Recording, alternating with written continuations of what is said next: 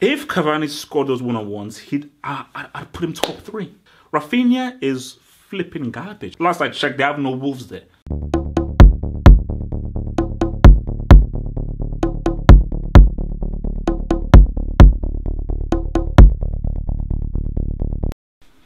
No! I refuse for people to slander Bayern Munich. I refuse for people to slander Arjen Robben.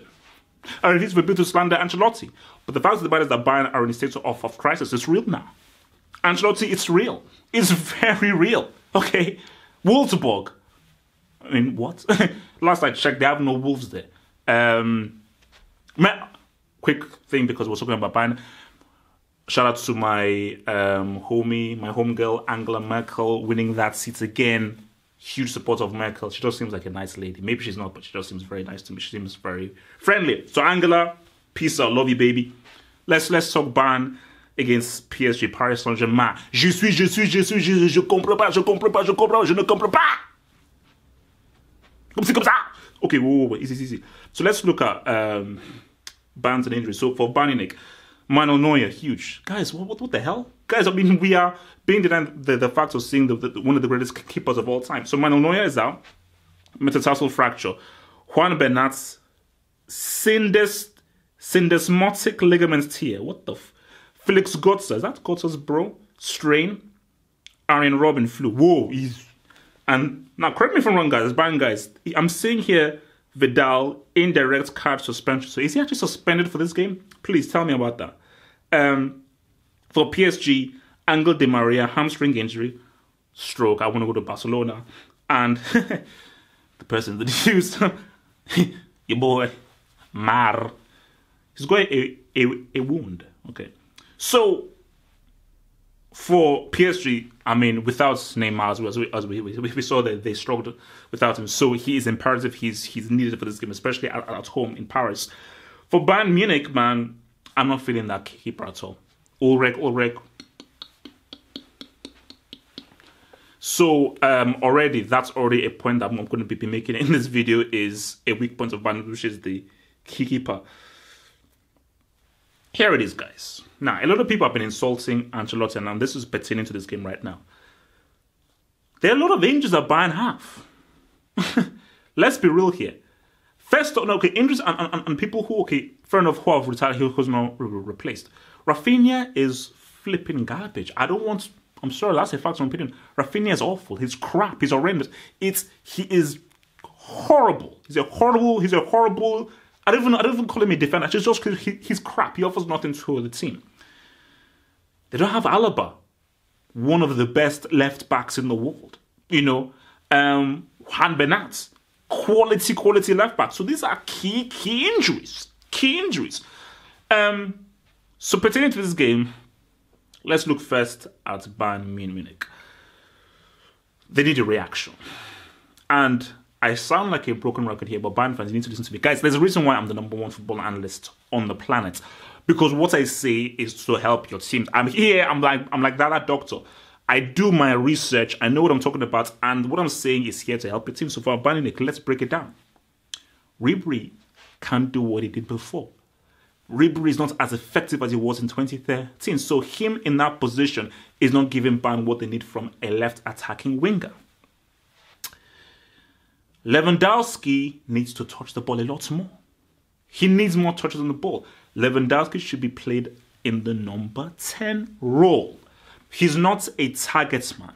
He is a complete all-encompassing striker. Lewandowski at his best was when he was at Dortmund, which is when you really saw him do everything. I told you, I keep on saying that Lewandowski is the most talented striker in the world. As far as talent and what he can do overall, he's the most talented out-and-out striker in the world. That's just a fact. They need a replacement for Xabi Alonso. They need a replacement for Bart Simpson. I told you, people say, remember when I said Bart Simpson is perhaps the greatest right back of all time? And you're now seeing Germany and Bayern Munich struggle because of lots of Bart Simpson. Bart Simpson is no joke. He's no joke, but they need some kind of a replacement for him. So for Bayern, what do they do in this game? I think for Bayern, they have talent. And I think for Ancelotti, the issue is this. It's about communication. Ancelotti's management style is very different from Guardiola's. Guardiola coaches every single aspect of the game.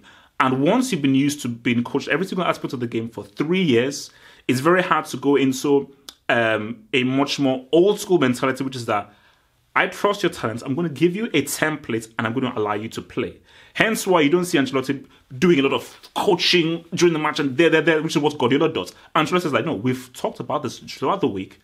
I know your talent. I'm going to give you a general platform and interpret the game based off the blueprint I've given you, similar to what Zidane does with Real Madrid. But I think for Ancelotti, he needs to intervene more. Hence why there is a team that can win the Champions League here. I'm fully aware. A team that has Lewandowski, that has Thiago, that has the best defensive pair in the world in Boateng and Hummels. Okay, that has your boy Arjen Robben. That's a team that can win the Champions League. I don't give a damn what anybody says.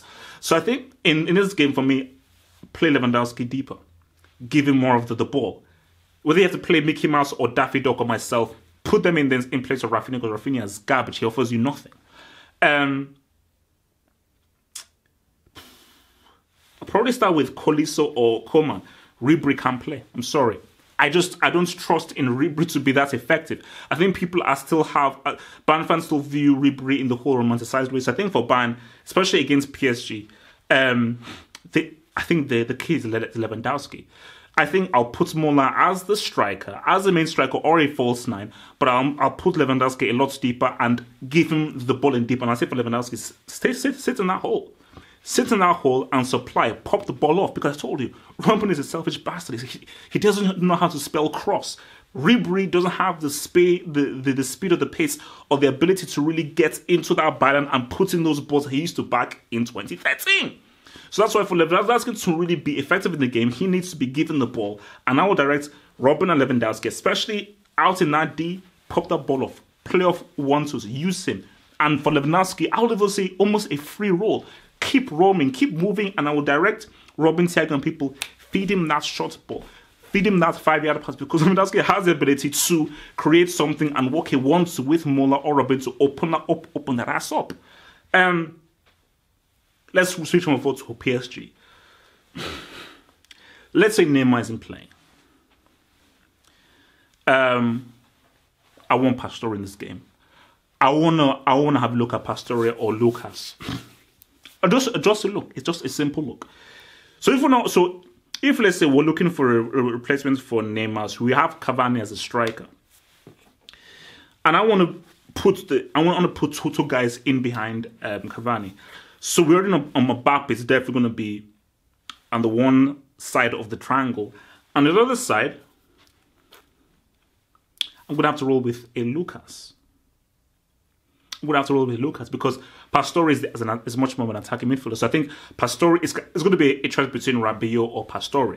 But at the moment in time, Rabiot is just balling far more than what Pastore can do. So it has to be really a Rabiot in that midfield with Verratti and Thiago Motta.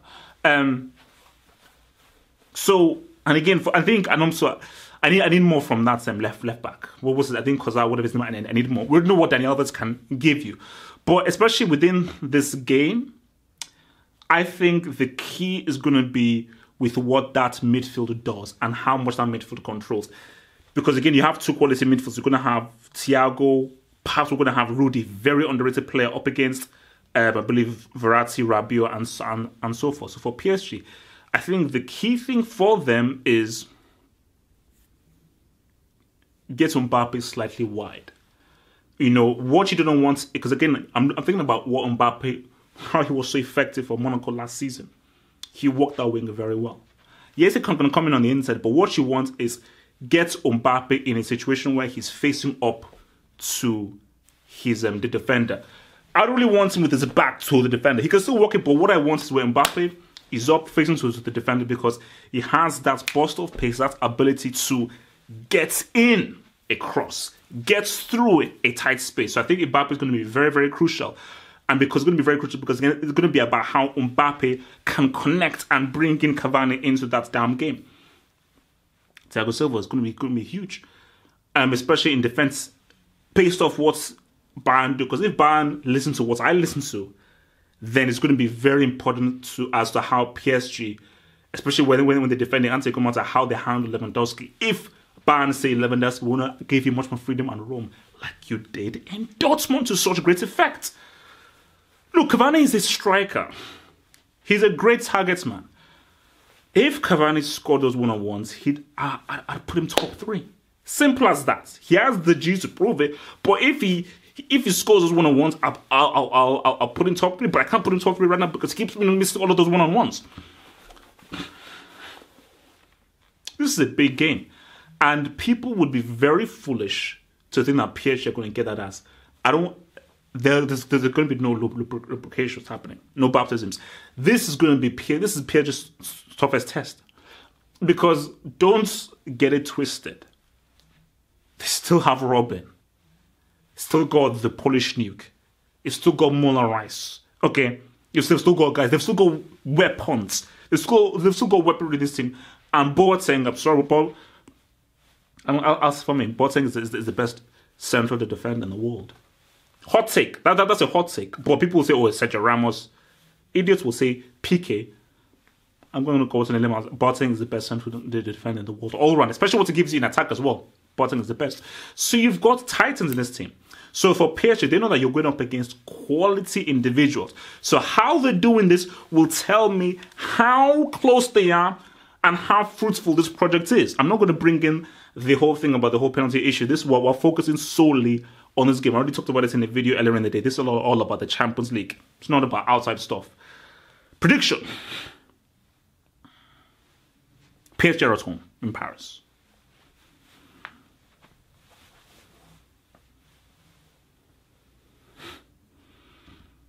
One. I mean, it's a big game. And in these big games where it's big talk, I'm not going to pick a winner. I don't think there's going to be a winner here. Bayern are not going to come out and get beat. And I think Bayern, in the shape that they're in, I don't think they can go to Paris and puncture that booty. So I'm going to roll with a 1-1. 1-0. That's what I'm going to do. Watch for my post-match analysis straight after the game. And then once that's done, I'll probably do my full match analysis afterwards. Guys, it's going to be great. It's going to be a quell. Remember to subscribe. Remember to follow me on Twitter as well. Champions. Peace out.